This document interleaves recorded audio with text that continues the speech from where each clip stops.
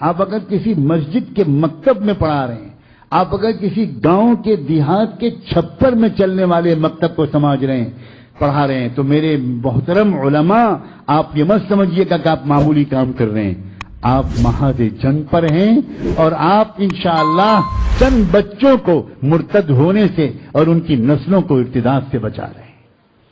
معمولی کام نہیں ہے۔ افسوس، ہمارے بہت سے حفاظ قرآن، ہمارے بہت سے علماء، ان کا دل ٹوٹا رہتا ہے، وہ سوچتے ہیں کہ ہم کیا کر پائیں، مکتب میں پڑھا رہے ہیں، ان کو کسی کو بتاتے ہوئے شرم آتی ہے کہ ہم مکتب میں پڑھا رہے ہیں، ان کا دل ٹوٹا رہتا ہے، ان کو احساس رہتا ہے کہ زمانہ ہماری قدر نہیں کر رہا، ان کو اپنی غربت کا خیال رہتا ہے۔ میں جانتا ہوں ان میں سے اکثر کو اپنے مہینے کے آخر میں گھر کے خرچے چلانے مشکل ہوتے ہیں۔ ان کی بیویاں جب کہیں خاندان میں شادیاں ہوتی ہیں اور شوہر کہتا ہے کہ تم تیاری نہیں کر رہی وہاں جانے کے لیے، بیوی کہتی ہے نہیں میں تو کوئی بہانہ کر دوں گی، میں تو نہیں جاؤں گی۔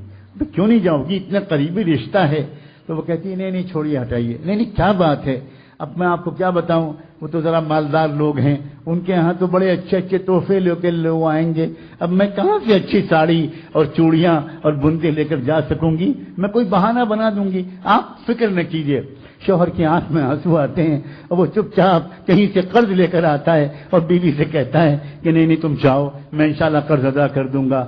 کسی کو کیا معلوم کہ ہمارے لاکھوں اساتذہ اس غربت کی زندگی گزار رہے ہیں، لوگوں کو نہیں خبر۔ اے لوگوں، ان علماء کو حقیر مت سمجھو، اے لوگوں ان مکاتب المدارس کے اساتذہ کو حقیر مت سمجھو، یہ نہ ہوتے تو اس ملک میں کلمہ پڑھنے والے نہ ملتے۔